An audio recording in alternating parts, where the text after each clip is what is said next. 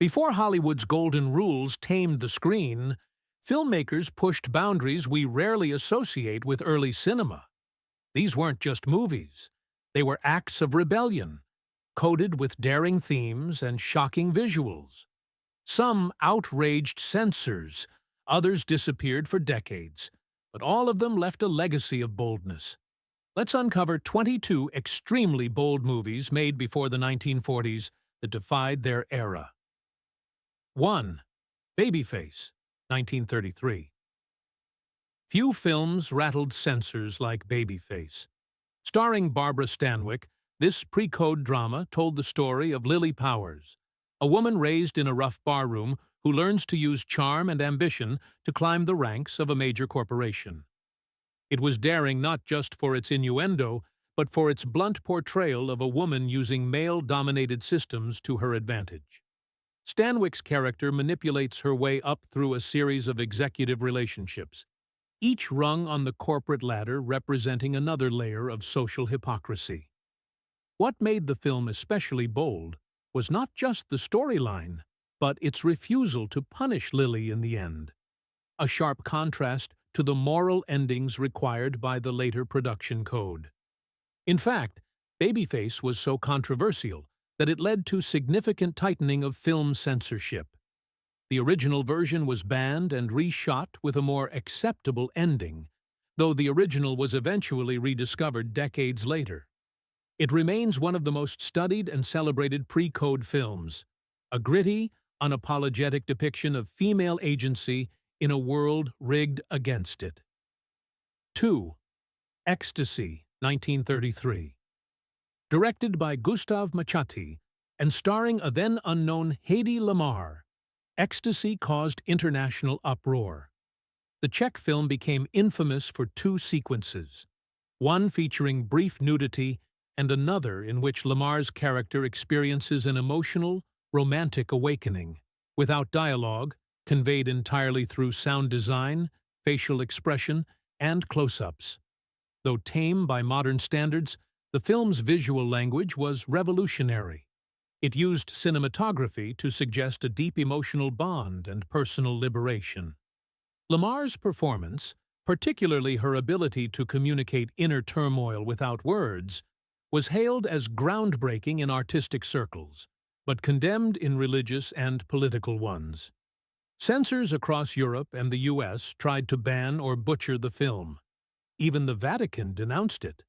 Ironically, Lamarr herself would later become a Hollywood icon and an inventor, but Ecstasy remained a symbol of daring European cinema that wasn't afraid to challenge conservative values, long before the world was ready. 3. The Story of Temple Drake, 1933.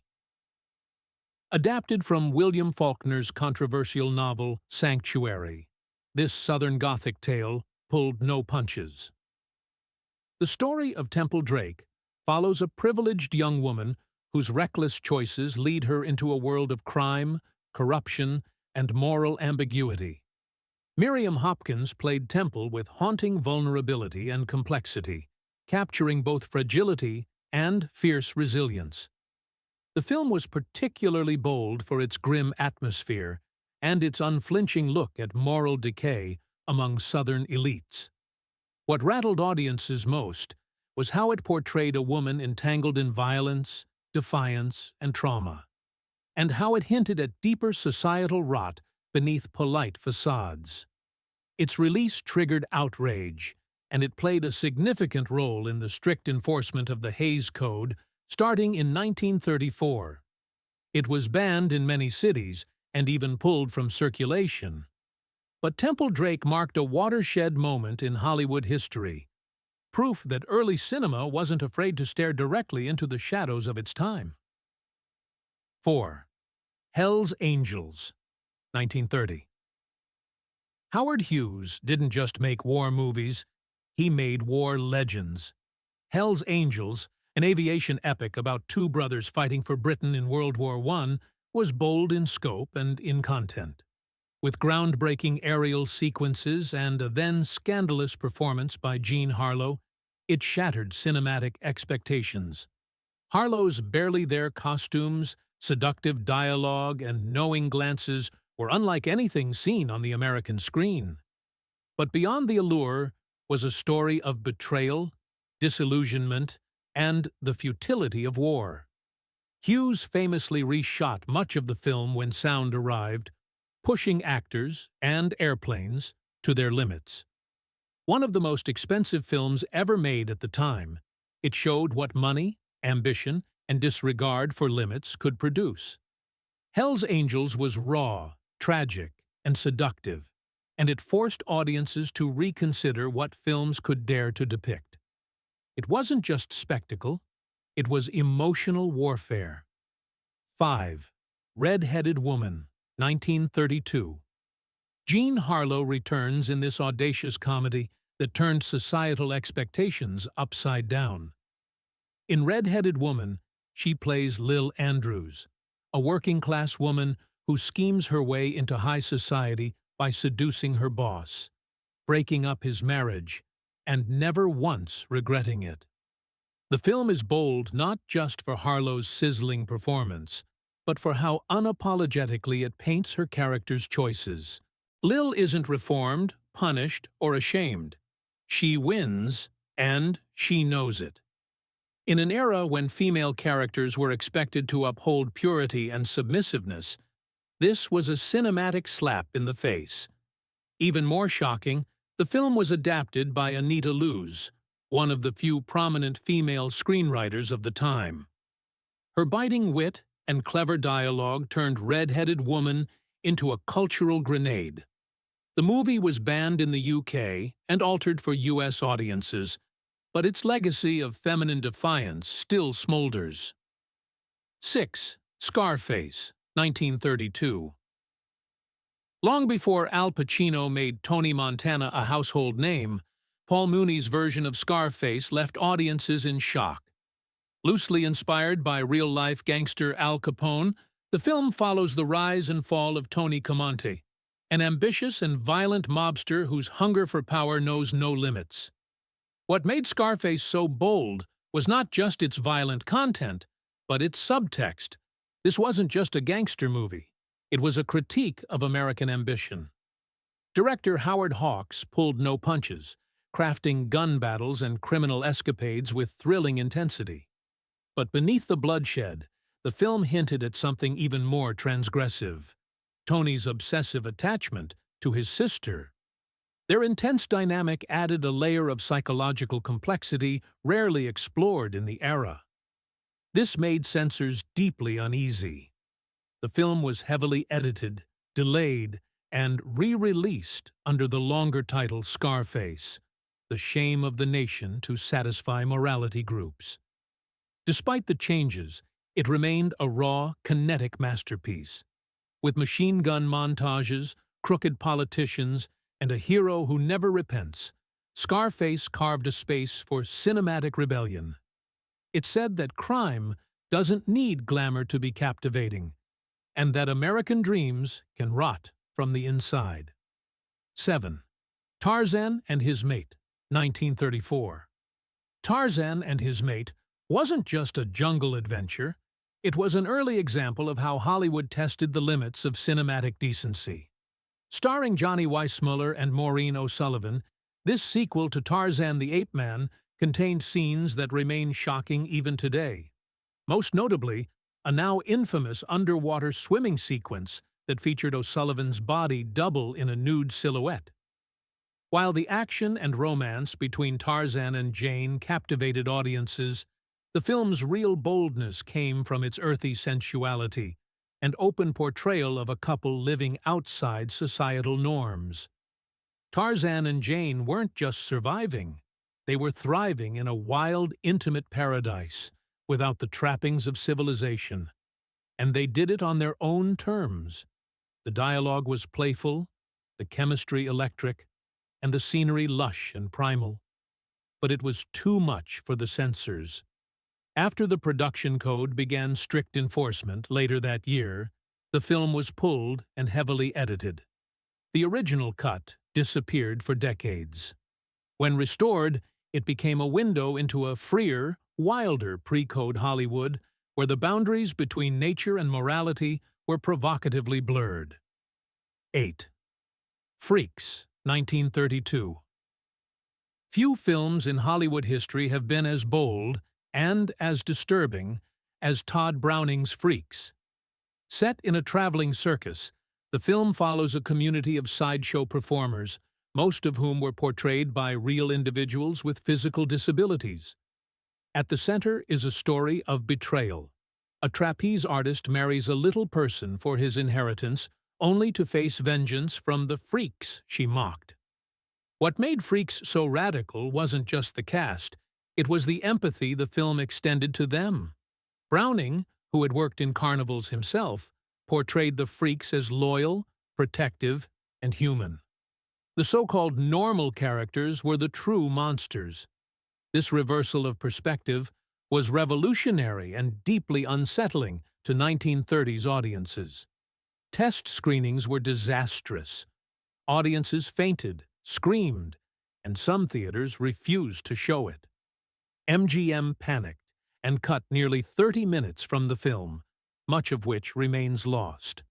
Browning's career never recovered, but the film endured, later reclaimed as a cult classic, and hailed for its message of dignity, loyalty, and justice. Gooble gobble, one of us, the haunting chant at the film's climax, remains a chilling reminder of how early cinema could challenge perceptions of beauty, normalcy, and who gets to be the hero. 9. Cleopatra, 1934. Cecil B. DeMille's Cleopatra wasn't just grand, it was dripping with daring flair. Claudette Colbert played the legendary Egyptian queen with a mix of cunning and charisma that felt almost futuristic. DeMille, known for pushing moral boundaries with opulent historical spectacles, filled Cleopatra with transparent costumes, veiled innuendo, and sprawling sets that blurred the line between history and fantasy. The film followed Cleopatra's political seduction of both Julius Caesar and Mark Antony, and DeMille didn't shy away from portraying her as a power player. She was no damsel. She was the architect of empires. Colbert's performance was both regal and mischievous, and her wardrobe choices stirred controversy almost immediately.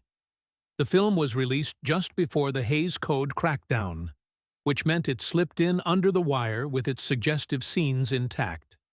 Critics both praised and panicked. Some lauded the film's scope and spectacle. Others decried it as moral decay dressed in ancient robes. But audiences were captivated, and Cleopatra became a massive hit. In retrospect, the film stands as a glittering example of how early Hollywood used historical epics as vehicles for bold storytelling. Cleopatra wasn't portrayed as a woman ruined by love. She was a ruler who bent love to her will. 10. Call Her Savage, a 1932. Clara Bow's final starring film, Call Her Savage, was a defiant roar against polite society. Bow played Nasa Springer, a rebellious woman from Texas, whose fiery temper and wild behavior get her cast out from polite circles. The film follows her turbulent life, including scenes of divorce, poverty, and illness, all taboo topics, in 1932. Bow brought her trademark energy to the role, delivering a performance filled with raw emotion and uninhibited power. The film was shocking for its frankness, addressing alcoholism, disease, and prejudice with an honesty rarely seen at the time. At one point, NASA fights off an attacker with a whip, an image that stunned audiences used to docile female leads. Director John Francis Dillon didn't flinch. He framed NASA not as a wayward woman needing salvation, but as a survivor of trauma who fights her way back to dignity. And in a twist, the film even suggested that her inner rage was inherited through her mixed heritage, an idea that was both progressive and controversial for its time. Call Her Savage came near the end of the pre-code era, and was among the last films to take such narrative risks before the censorship clampdown. Clara Bow, the It Girl, gave a performance that was anything but polished, and in doing so revealed the grit behind the glamour of early Hollywood. 11.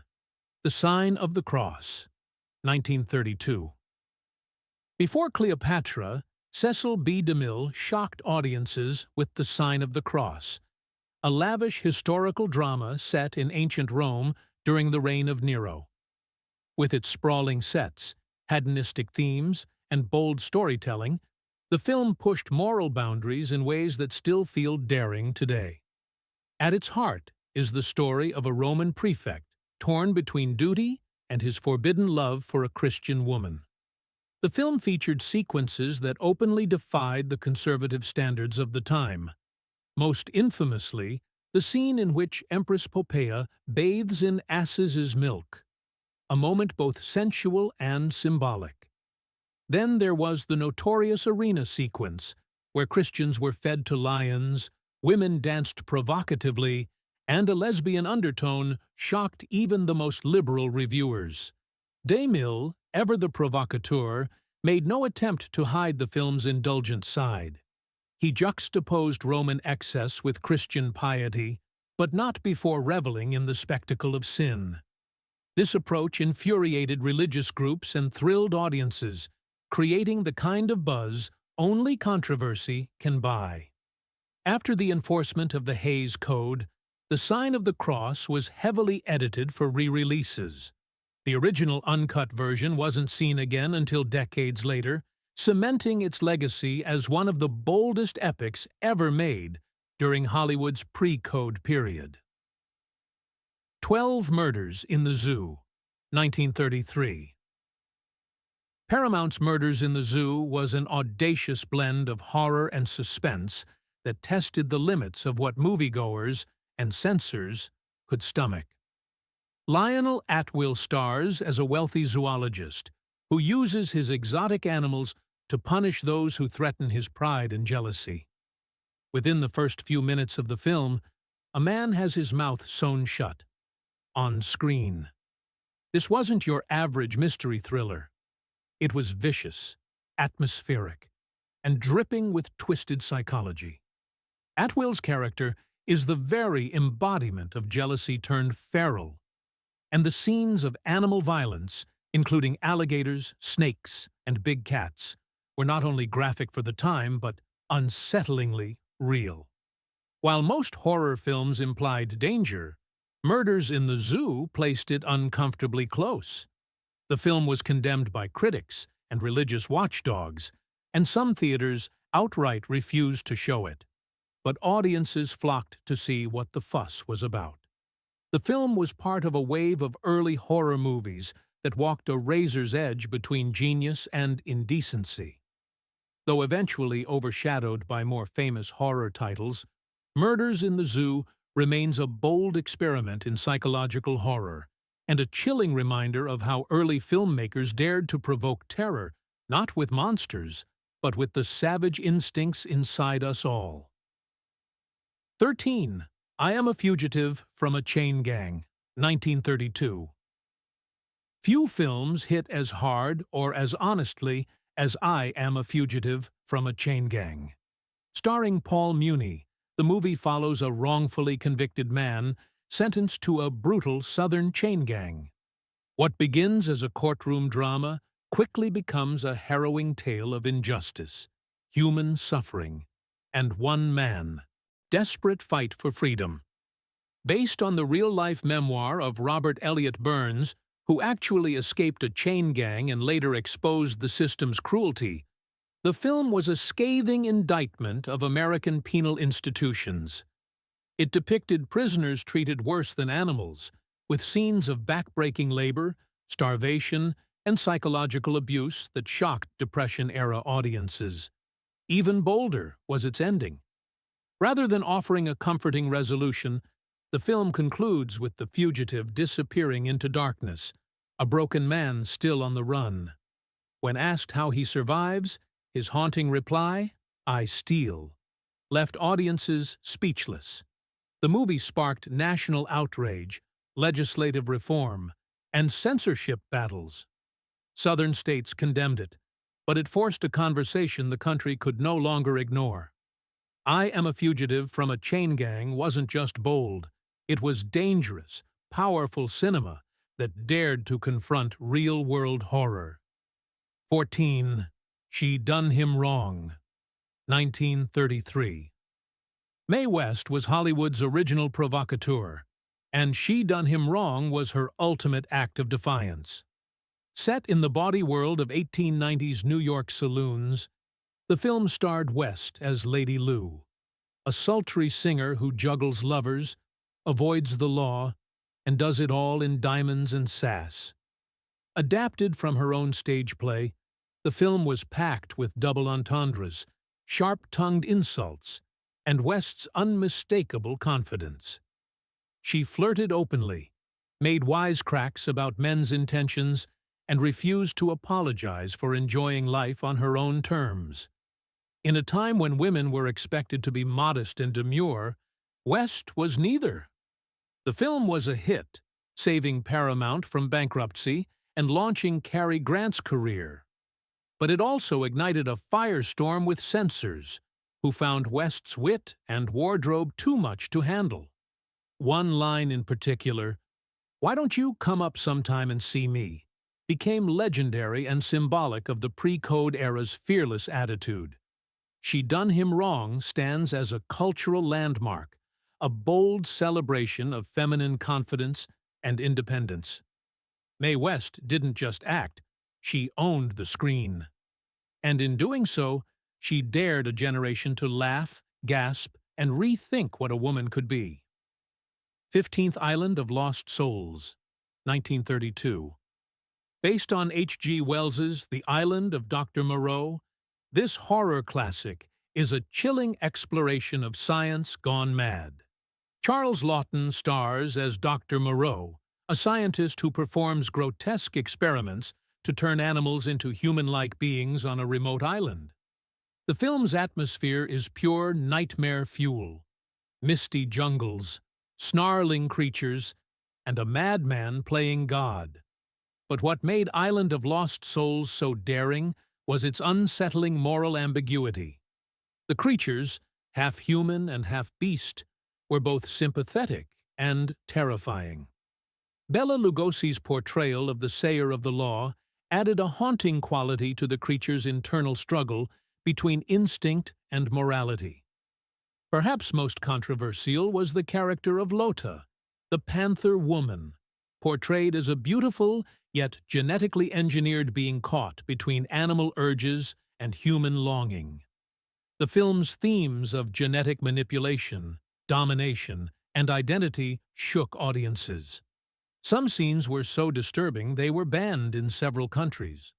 Critics and audiences weren't sure what to make of it. Too grotesque for comfort, too philosophical to dismiss. It became a cult favorite decades later. Island of Lost Souls remains one of the most intellectually provocative and visually bold horror films of its era. It didn't just question science, it questioned what it means to be human. 16th Dr. Jekyll and Mr. Hyde, 1931. Ruben Mamoulian's Dr. Jekyll and Mr. Hyde, starring Frederick March, wasn't just a horror adaptation, it was a psychological revelation. While the novel by Robert Louis Stevenson hinted at the duality of man, the film visualized it in raw, visceral ways never before seen on screen. The transformation from Jekyll to Hyde wasn't a simple makeup trick. It was a cinematic shockwave. Frederick March's Hyde was no masked villain. He snarled, drooled, and leered with animalistic cruelty. He stalked women, terrorized strangers, and reveled in his own depravity, an embodiment of unrestrained human instinct. What made this bold wasn't just the violence, but how closely it mirrored the fears of repressed desires in 1930s society. Even more daring was the film's treatment of Ivy, a vulnerable barmaid played by Miriam Hopkins. Her interactions with Hyde were charged, terrifying, and tragic. The camera lingered on her expressions of fear and confusion, making audiences feel complicit in her suffering. It was disturbing and revolutionary. Censors demanded cuts, and even with edits, many cities imposed bans or restrictions. But the film's reputation only grew. Frederick March won an Academy Award for his performance, and Mamoulian's camera innovations, like the first-person POV transformation, broke technical ground. Dr. Jekyll and Mr. Hyde remains a bold journey into the human psyche, unearthing the beast beneath. The Gentleman's Suit. 17. The Bitter Tea of General Yen, 1933. Directed by Frank Capra, better known for wholesome Americana fare like It's a Wonderful Life. The Bitter Tea of General Yen shocked viewers with its taboo themes and unorthodox setting. Starring Barbara Stanwyck and Niels Astor, the film told the story of a missionary woman in war-torn China who finds herself emotionally drawn to a powerful Chinese warlord. Its premise alone made it bold.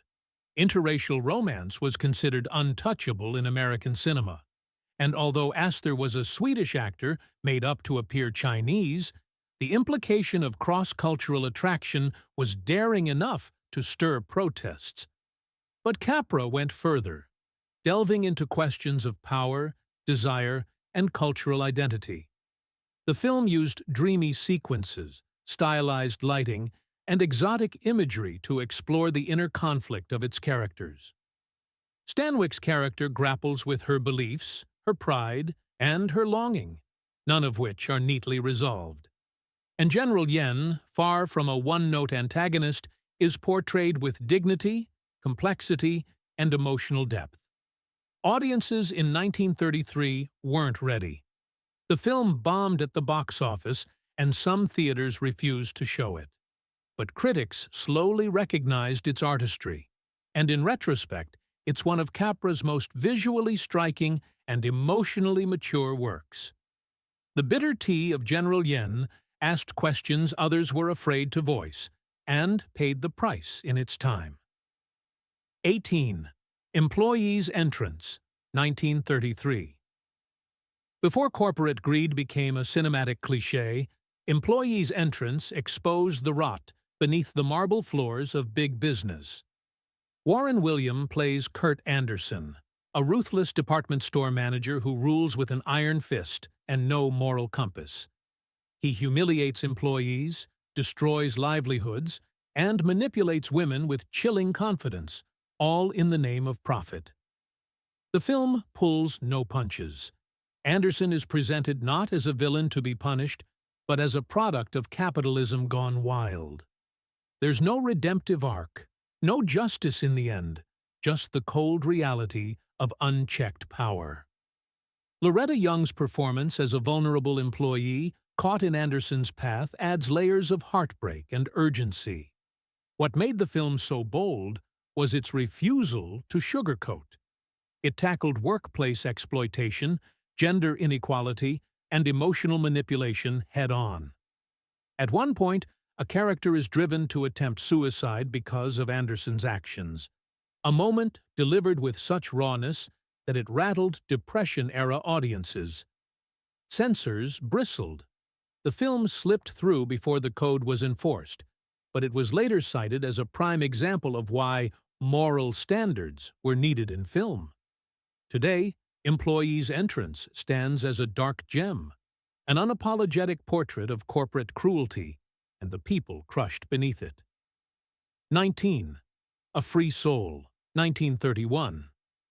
In A Free Soul, Norma Shearer shattered her good girl image by playing Jan Ash, a wealthy young woman who falls for a gangster, played with raw magnetism by Clark Gable.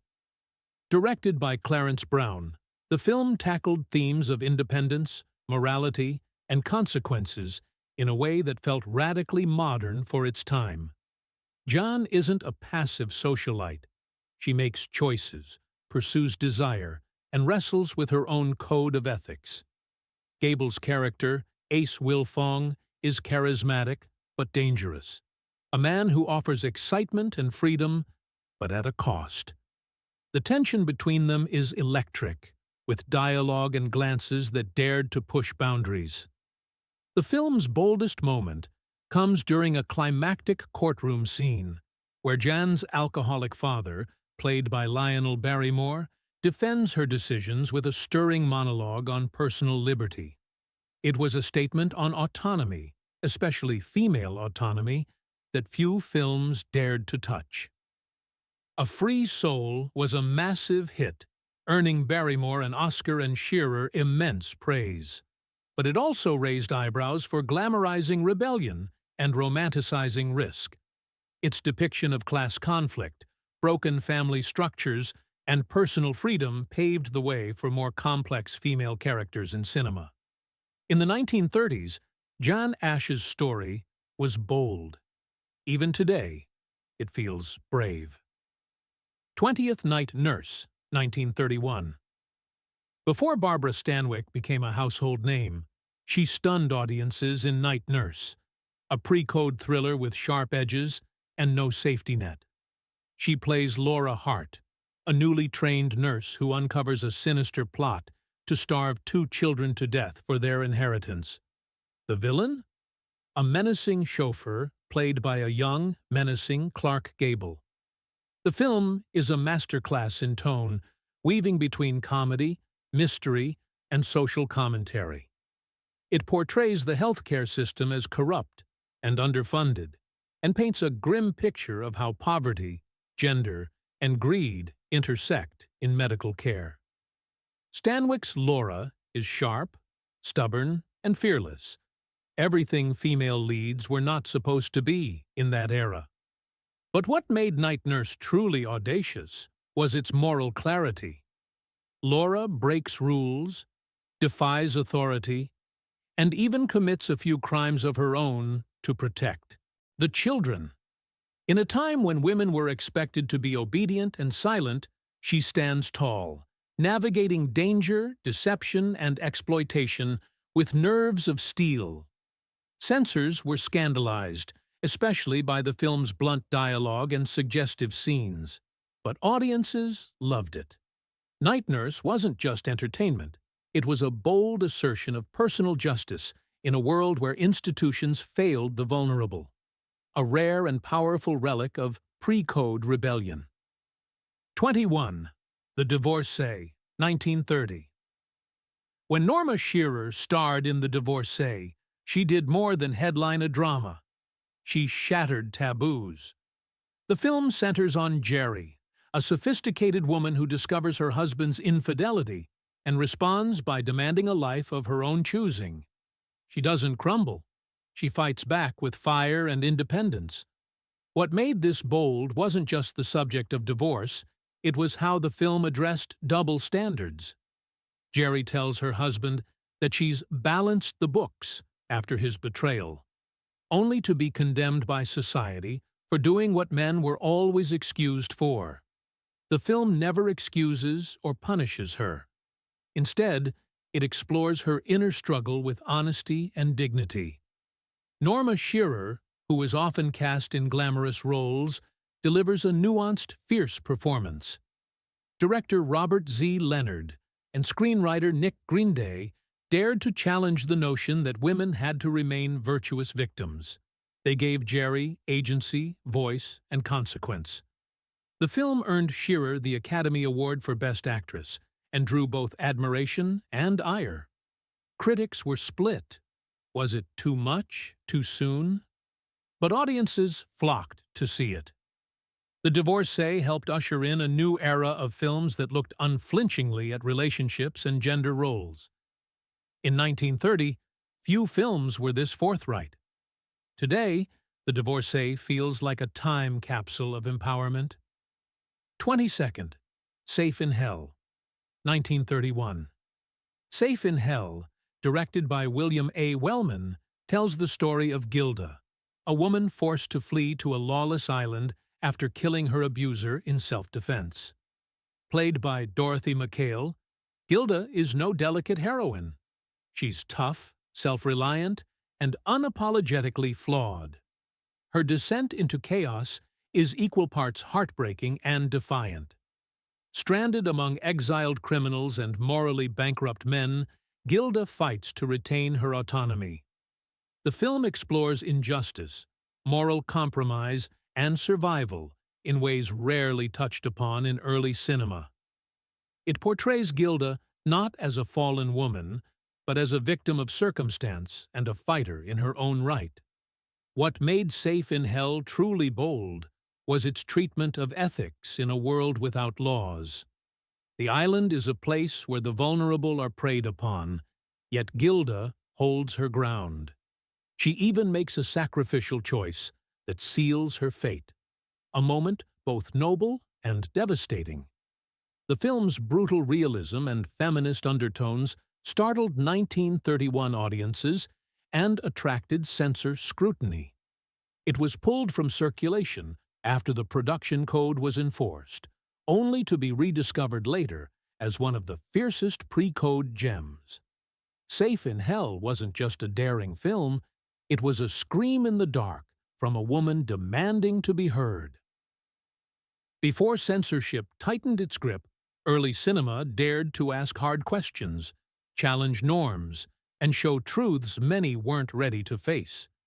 These 22 films shattered taboos and reshaped storytelling forever. Their legacy? A reminder that boldness doesn't begin with technology. It begins with courage. Which of these shocked you the most?